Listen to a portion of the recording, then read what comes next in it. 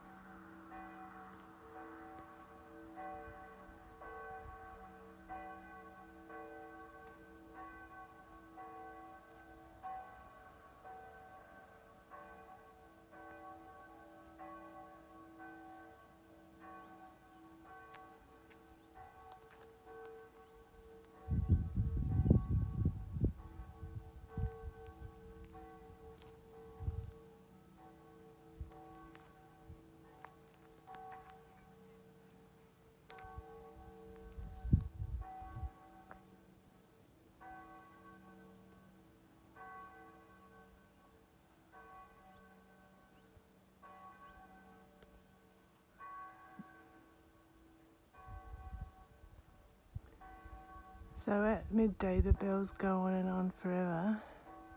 Can you imagine being in a classroom in a school and hearing those bells? You'd have to have a break now and have something to eat. So I've walked down the hill from Pienza, Città di Pienza, which is more of a small town than a city, and their lovely cathedral, which is very bright and light. I like it very much. And so this is a road to walk down, and it's going to a place called Monticello, which is a sort of ancient town. Everything's a bit ancient around here. So that's the road. I'm nearly halfway. I'm halfway there, but then I've got to walk back. So that's the gladiator shooting spot behind that hill there. So I've had a good walk. Lots of olive groves, heaps and heaps of birds. Because this area is a UNESCO protected area, it means people can't hunt here, people can't renovate, everything has to stay as is. So it's frustrating for people who own like sheds or something.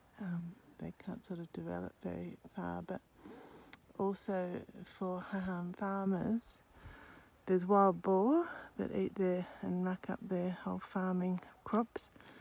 And the deer, I've seen some in the olive groves over there, they're beautiful, but farmers have to put fencing around to stop them eating the young shoots of the grapevines and the grapes. And then there's beautiful pheasants, heaps of pheasants in the olive grove. So for me, I personally love it, but for farmers it's not easy because it's forbidden to hunt here, which is why this place is so beautiful in my mind. I love wildlife and birds, and they're just everywhere. Incredible.